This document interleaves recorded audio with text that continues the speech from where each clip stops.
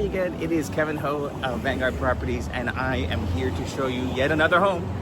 And this time we're on the 300 block of Diamond Street. This is when it starts to go uphill towards 21st, I think. Anyway, it's a great home. It's a great neighborhood, that is. We've seen many homes on the block. We've seen ones on the 100 block, which is where I used to live, the 200 block, and now we're on the 300 block. Now this is where you might start getting views, and we're going to see, because our colleague and friend Christian Buckley at Vanguard has number 355 Diamond on the market. Let's go take a look. See, what did I say about hills? So we're in mid-block here. See, this goes all the way up, keeps going towards 21st, and down here it goes back down to 20th, and you can see Crown Heights and all that good stuff here, and we can see 355 Diamond. So you've got a little curb to go into your garage. We've got a nice detailed front, kind of the Edwardian-y, Victorian-y era, but updated over time.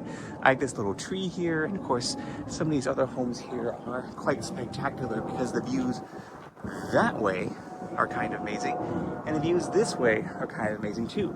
So let's go inside and see what Christian has for us. We're peaked to the top here of Diamond Street. Christian Buckley, our listing agent. Tell us about the place. It's kind of amazing. It's a 1912 arts and crafts house here in the Castro-Eureka Valley. 3 bedrooms, 2.5 bathrooms, and a beautiful tiered yard. Wow. So the sellers have lived here for a long time, and they're just moving on? Over 20 years, and they've relocated up to Montana. Ooh. So there's some real beautiful character details within the house that you'll notice, such as some of the the redwood ceilings, box beams. And I like the little details they did here with the little diamonds, hence, because we're on Diamond Street. Yeah, but also too, like all the arts and crafts woodwork was something that they always took a lot of pride in, and they oiled and kept it. Wow. And so you'll find that that's kind of something you don't see as often in a lot of houses. It's got beautiful lighting upstairs, as well as a beautiful tiered backyard with a beautiful deck. And the city. I love this. I was telling Christian and saying earlier, I wish more clients would do this with their ceilings. Yeah, the box beams and the lighting give a real character feeling to the home. Rather than just have that single light up here, they did this. That's wonderful. And then you've got the batten boards here, so you can display your art or your china or porcelain. And then you have this modern fireplace, which is pretty slick. I like. Nice built-in too. They have the leaded glass character built in at the other side of the hutch and whatnot. I love that glass too, because it's faceted in a way where it kind of reflects the light off out there. And then you've got the little bar area. And then, oh, this is really cool. That's pretty neat. So a good adaptation. It's kind of like a Edwardian arts and crafts in the middle of Redwood country or something. It's got a little bit of a Berkeley arts and craftsman feel to it, which is super cute. Without the total ridiculousness of Berkeley, and you're 8'11" here. I lived in Berkeley for a long time. And this does remind me of a professor's house or something, or one where some very well-heeled grad students or something. You know? Well, and the nice thing too is in the backyard you have this exquisite deck that has a bridge to the primary suite, so you can walk straight from the primary suite out to it. Yeah, vintage phone. Hello? Yes, Nancy, she wants her sweater back. All right? The astrologer will be there tomorrow, and but you already knew that. Okay. That's amazing. So the kitchen, you know, I think me and you talked about has a little tongue-in-cheek. Yeah, it's a nod to tongue-in-cheek. It's from the 80s most likely, and but there are aspects to this style that work. I just feel like for some people the functionality of the layout isn't the best, and there's a great footprint here. It's just a question of how you reconfigured it and figured out how it best suited your needs. You know, the funny thing is, I was just at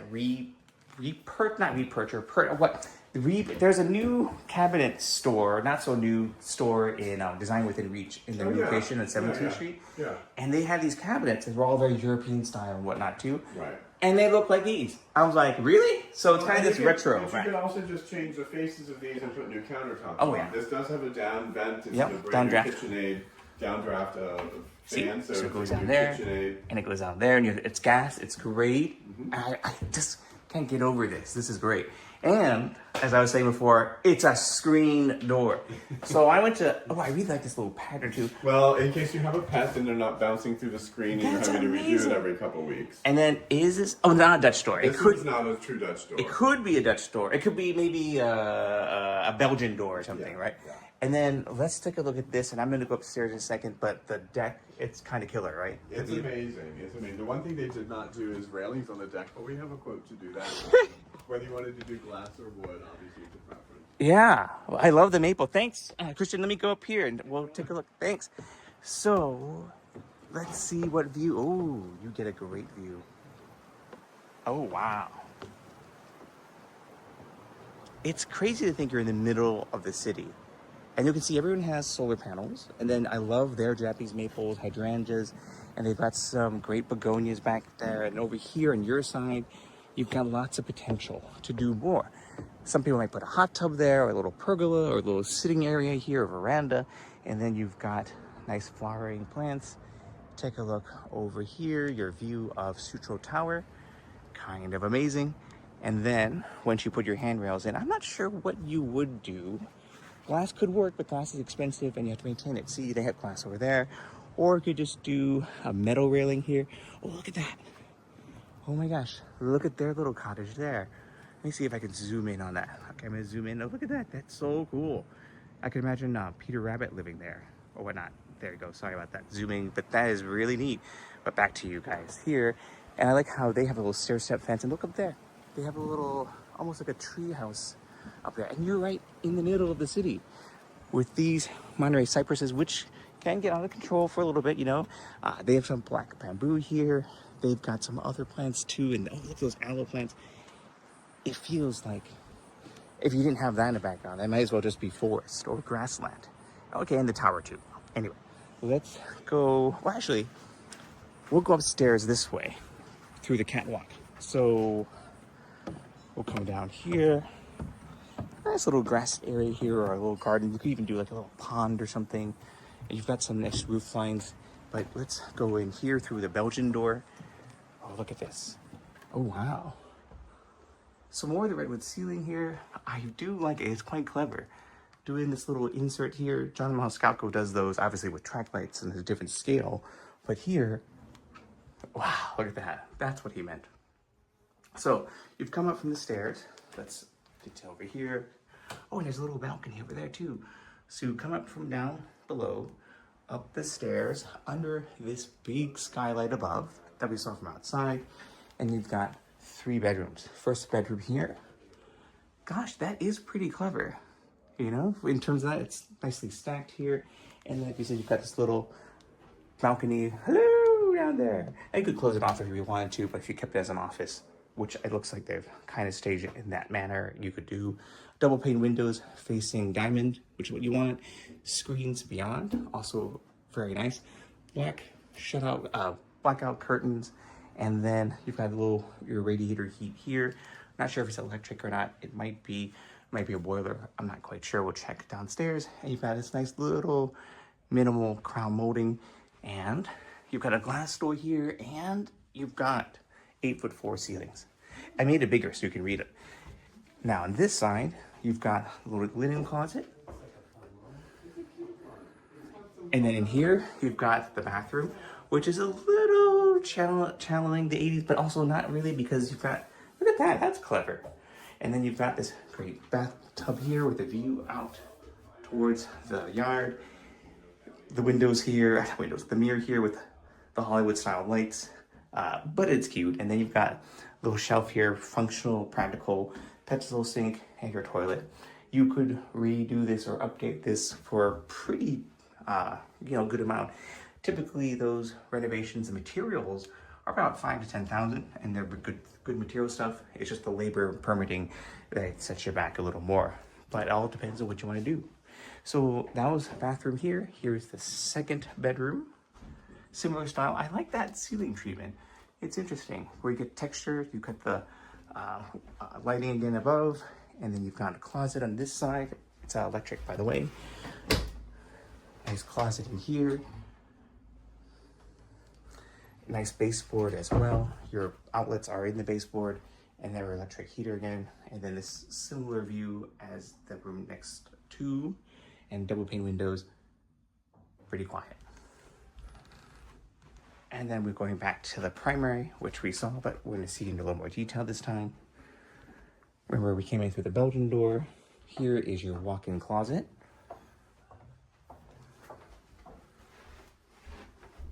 There is Matt Lepke, another Vanguard. Hello.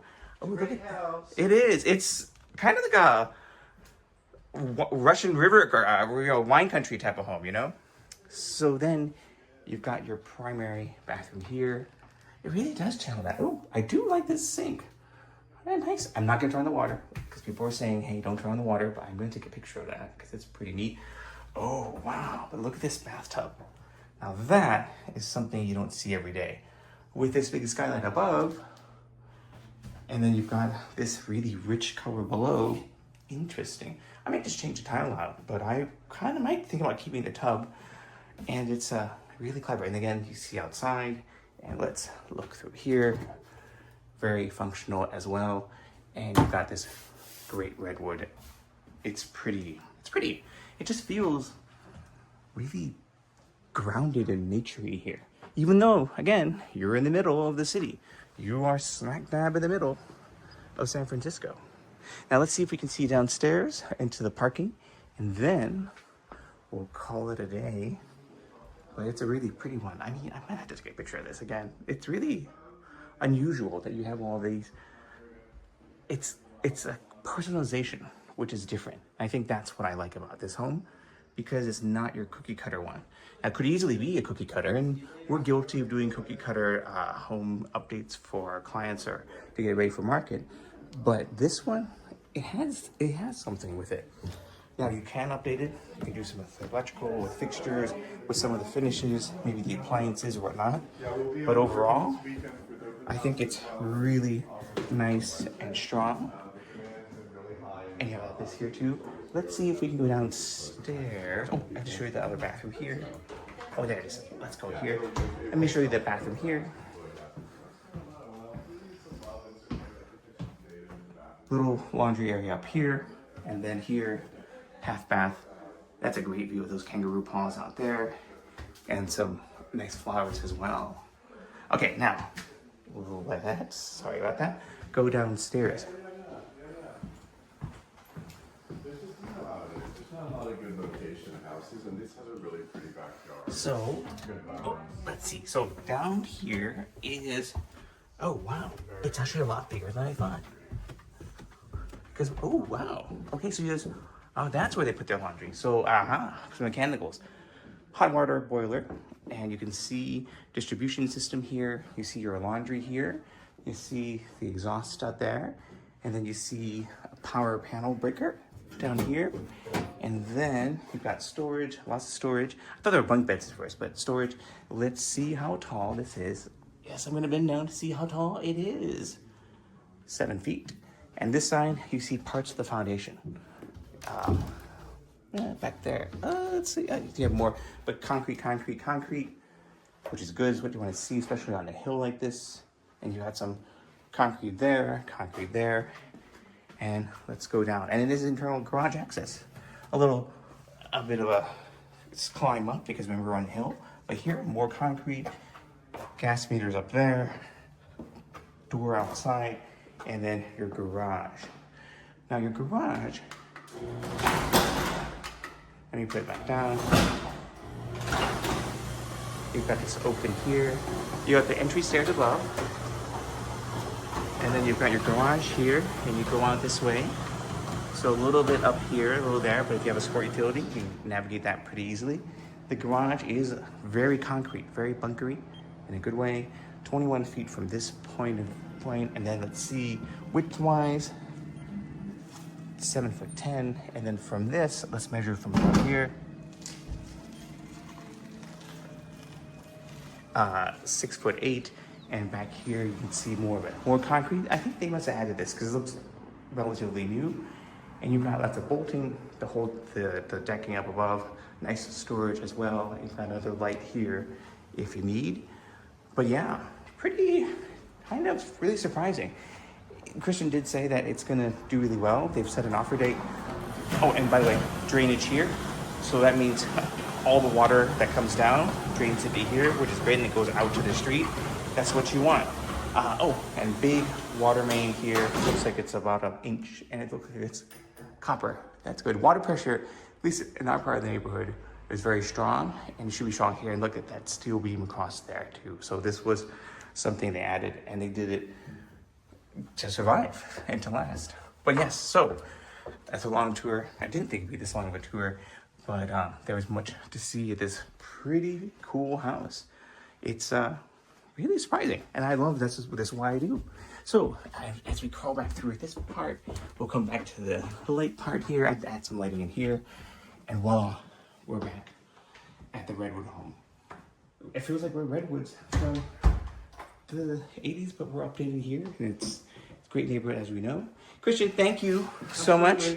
I saw the garage. It looks kind of like a bunker, you know? It's So lots of poured concrete. yeah, it's a poured concrete. So you guys are doing offers next week, probably? So offers are a week from today. They'll be a week from Wednesday, 10 a.m. Okay. And we'll be open this Thursday from 4:30 to 6:30 for a twilight, and 1 to 4 Saturday and Sunday. Thank you so much, Christian. It's great to see you. Always good to see you. Thank you. And yeah, I'm going to go out and I'll see more houses. Enjoy. Yeah, thank you. So yeah, that was a great walkthrough with Christian Buckley, Vanguard, friend, colleague, and you know, we know the neighborhood well. Over there, yeah, is Noe Valley. Here is Eureka Valley. Down below, it's the Castro, and really just a lot of cool details and quite surprising too. So yep, that's 355 Diamond. Be sure you like and subscribe, and we'll see you at the next one. Take care, everybody.